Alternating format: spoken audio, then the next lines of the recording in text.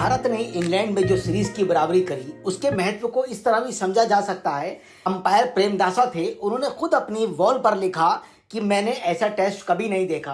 Umpiring करते हुए मैंने उस टेस्ट का आनंद लिया, वो टेस्ट ऐतिहासिक था। सत्य कहा, दुनिया के जितने भी महान खिलाड़ी थे सभी ने उस टेस्ट को ऐतिहासिक कहा। इंग्लैंड के दर्शकों ने भी उस टेस्ट मैच का आनंद लिया। मनोरंजन की बात करें तो ऐसे मनोरंजन बहुत बिरले होते हैं। मैंने पिछली वीडियो में बताया था कि मैं 2 गेंद पहले मैंने मैच को देखना बंद कर दिया था क्योंकि दिल की धड़कन इतनी तेज हो गई थी कि मैं देखना उसे मैच को संभव नहीं हो पा रहा था।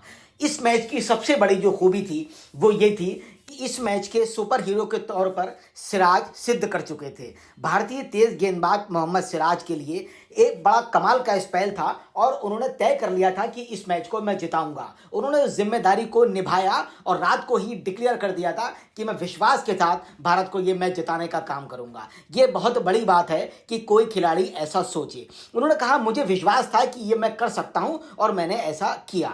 एक शहर, 2 प्रतिष्ठित मैदानों के बीच 5.2 मील की दूरी और 20 दिन, यही वो पल थे जिन्होंने इंग्लैंड की थकान भरे दौरे में मोहम्मद सिराज की जिंदगी बदल दी। सिराज ने 14 जुलाई को लॉर्ड्स मैदान पर लाचार होकर शोएब बशीर की एक गेंद को अपने स्टंप से टकराते हुए देखा था और मायूस होकर बहुत देर तक वहीं बैठे रहे थे। उनका मानना था कि मैं इस टेस्ट मैच को अपनी बैटिंग से जिता सकता था, लेकिन वो नहीं जिता पाए। इतना मायूस हुए और रोने लगे। इंग्लैंड के खिलाड़ी ने आकर उनको संभालने का काम किया। आमतौर पर खुश मिजाज रहने वाले ये खिलाड़ी शायद रविंद्र जडेजा के शानदार संघर्ष के बेकार जाने और इंग्लैंड पर बढ़त बनाने का मौका खो चुके थे, इस बात से हताश थे। जबकि सिराज एक बेहतरीन बॉलर हैं, ये उनकी जिम्मेदारी इतनी बड़ी जिम्मेदारी नहीं थी कि वो मैच को बैटिंग से जिताने का काम करते, लेकिन देश के लिए ये एहसास करना सिराज को कुछ नया बनाता है। सिराज के अंदर का योद्धा एक बेहतर अंत का हकदार था। 4 अगस्त को एक बार गेंद के स्टंप से टकराने की जानी पहचानी आवाज आई और इस बार इस भारतीय गेंदबाज ने विकेट चटकाकर भारत को 2-2 की बराबरी पर लाकर खड़ा कर दिया। ये ऐतिहासिक मैच सिराज ने बना दिया था। मैच के बाद सिराज ने कहा, मुझे पूरा विश्वास था वो आखिरी टेस्ट में किसी भी स्थिति में भारत को जीत दिलाएंगे। मेरी एक ही रणनीति थी, उन्होंने कहा, सही जगह पर गेंद डालना। इससे कोई फर्क नहीं पड़ता कि विकेट गिरेगा या रन बनेंगे। उन्होंने कहा, मुझे अच्छी बॉलिंग करना थी। सिराज ने कहा, शरीर ठीक है, मुझे परवाह नहीं, मेरे लिए 6वां ओवर है या 9वां ओवर है, मैं अपने लिए नहीं बल्कि अपने देश के लिए गेंदबाजी करता हूं। इससे कोई फर्क नहीं पड़ता कि वो अब तक खेले गए अपने 41 लाल गेंदों वाले मुकाबले में कितने और टेस्ट मैच जोड़ेंगे। सिराज ने कहा, जब वो 80 ओवर पुरानी ड्यूक्स गेंद से अपनी पूरी ताकत झोंक रहे थे और इंग्लैंड के बल्लेबाजों के दिमाग और बल्ले को चकमा दे रहे थे, तब रविंद्र जडेजा ही थे जिन्होंने इस 31 वर्षीय तेज गेंदबाज के लिए कुछ जोशीले शब्द कहे। सिराज ने अपने दिवंगत पिता के संदर्भ में कहा, जड्डू भाई ने बोला कि अपने पिता के बारे में सोचे और कितनी तकलीफ उन्होंने उठाई, तुझे उनके लिए ये मैच जीतना है।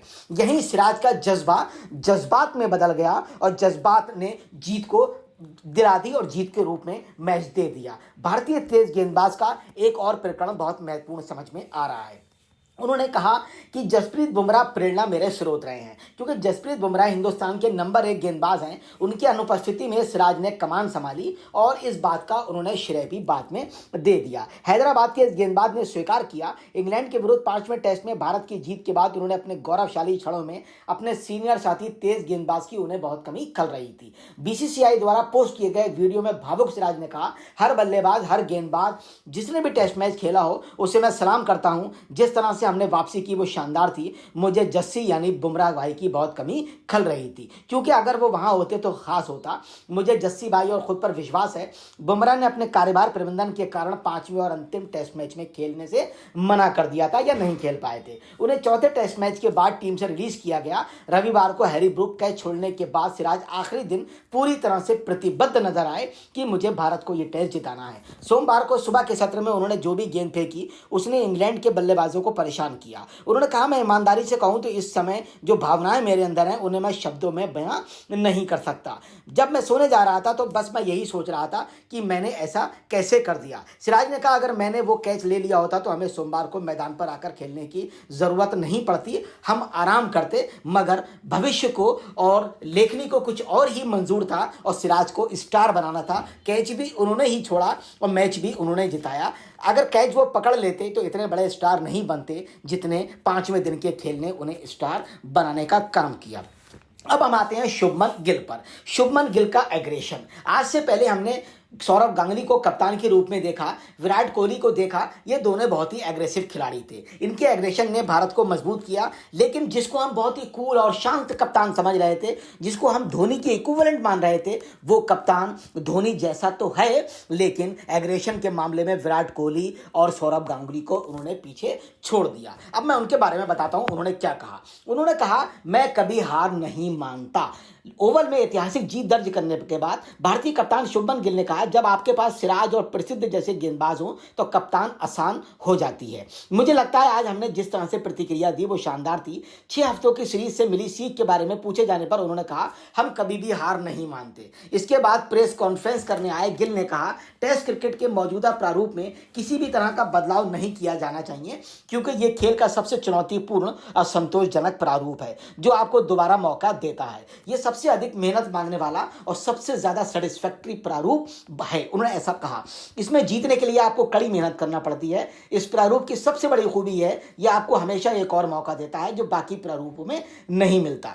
गिल ने कहा, अगर यह सीरीज 4 दिनी टेस्ट के रूप में खेली जाती तो शायद सभी मैच ड्रॉ हो जाते। उन्होंने कहा, अगर आप लगातार मेहनत करते रहें और सही दिशा में काम करें तो टेस्ट आपको वापसी का मौका देता है। इस तरह से शुभमन गिल ने कहा। उनके एग्रेशन के बारे में भी लगातार आपने देखा, चाहे बॉल का मसला हो, चाहे बॉल चेंज करने का मसला हो, चाहे विकेट पर टिक कर खेलना हो या अच्छा ना खेलना हो, बैच बॉल के विपरीत खेलना हो, सारे मामलों में उनकी स्लेजिंग और एग्रेशन बहुत ही तारीफ़ काबिल रहा और पूरे हिंदुस्तान ने इस बात के लिए उन्हें बहुत ज़्यादा सराहा। हमें लाजवाब कप्तान और लाजवाब टीम मिली, ये भारत का सौभाग्य, और ये सौभाग्य हमें बहुत जल्द दुनिया में क्रिकेट की नई ऊंचाइयों पर पहुंचाएगा। अब बात तीसरी बात में बहुत अच्छे तरीके से भारत खेला, भारत ने बढ़िया परफॉर्मेंस दिखाई, तो बोर्ड आखिर नाराज क्यों? बोर्ड ने कहा कि अब हम खिलाड़ियों की मनमर्जी को चलने नहीं देंगे। ये क्यों कहा, मैं आपको बताना चाहता हूं। भारतीय टीम के मुख्य कोच गौतम गंभीर हमेशा ही टीम में स्टार संस्कृति के विरोध में रहे हैं।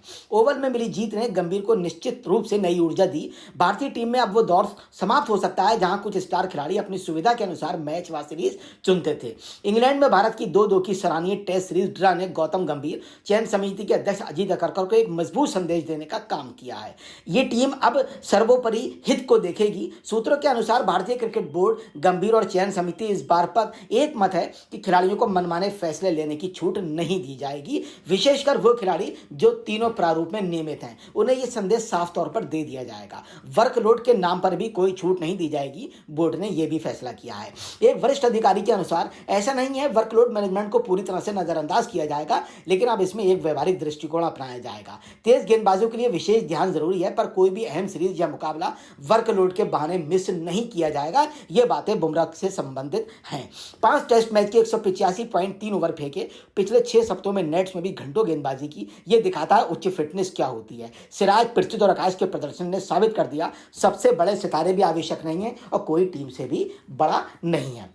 इसी मसले पर गौतम गंभीर का बयान भी मैं आपको बताना चाहता हूं। गौतम गंभीर ने अपना बयान स्पष्ट रूप से बोर्ड से अलग दिया। उन्होंने कहा, लोग आते जाते रहेंगे, लेकिन ड्रेसिंग रूम की संस्कृति हमेशा ऐसी ही होनी चाहिए। वो शुभकामनाएं दी और खिलाड़ियों से कहा, मजे करो, यानी मजे में रहो। इस तरह का गौतम गंभीर ने स्टेटमेंट दिया। अब मैं आपको बताना चाहता हूं कि जो मैच इंग्लैंड से भारत ने जीता, उस मैच में सारा दारोमदार किसको दिया गया? इसमें शुभमन गिल की महत्वपूर्ण भूमिका को कोई नजरअंदाज नहीं कर सकता, क्योंकि वो टेस्ट सीरीज में नंबर 1 रहे 754 रन बना के। नंबर दूसरा खिलाड़ी जो सिराज है, उनको भी कोई नजरअंदाज नहीं कर सकता। उन्होंने 23 विकेट लिए, बिना थके बिना रुके लाजवाब बॉलिंग की। जबकि दूसरा खिलाड़ी जोश टंग जो है वो 19 विकेट लेके इंग्लैंड के नंबर 2 पर है। अगर हम बैटिंग की बात करें तो शुभमन गिल ने 754 रन बनाए हैं, जो रूट नंबर 2 पर है, जिन्होंने 537 रन बनाए, लगभग 225 रन वो भी नीचे हैं। और विकेटों के मामले में 4 विकेट नीचे जोश टंग है। यानी सीरीज का अंदाजा इससे लगा सकते हैं कि कितनी क्लास स्तर की बैटिंग और कितने क्लास स्तर की बॉलिंग की गई। अगर हम टॉप 5 बल्लेबाजों में देखें तो 3 खिलाड़ी 5 में बैट्समैन भारतीय हैं। अगर हम टॉप बॉलिंग में देखें तो उसमें भी 3 खिलाड़ी भारतीय हैं। यानी दोनों जगह बाजी भारत ने मारी। हमारा हमेशा ये विश्वास रहेगा कि भारत इसी तरह से खेले, जो इंग्लैंड के अंदर जज्बा दिखाया, जो एग्रेशन दिखाया और जो इंग्लैंड को हर क्षेत्र में मात दी, उससे हम अभिभूत रहेंगे। विपरीत परिस्थितियों में भारत की जनता को, भारत के प्रशंसकों को आपने खुश होने का मौका दिया। इस बात के लिए सदा भारत देश आपका आभारी रहेगा और ये उम्मीद करेगा कि आप हमेशा इसी एग्रेशन के साथ खेलें और खेल के भारत में क्रिकेट का दबदबा कायम रखें, भारत का सम्मान बढ़ाएं, भारत का मान बढ़ाएं। हमारी शुभकामनाएं आपके साथ हैं। जय हिंद, जय Bharat. Thank you very much.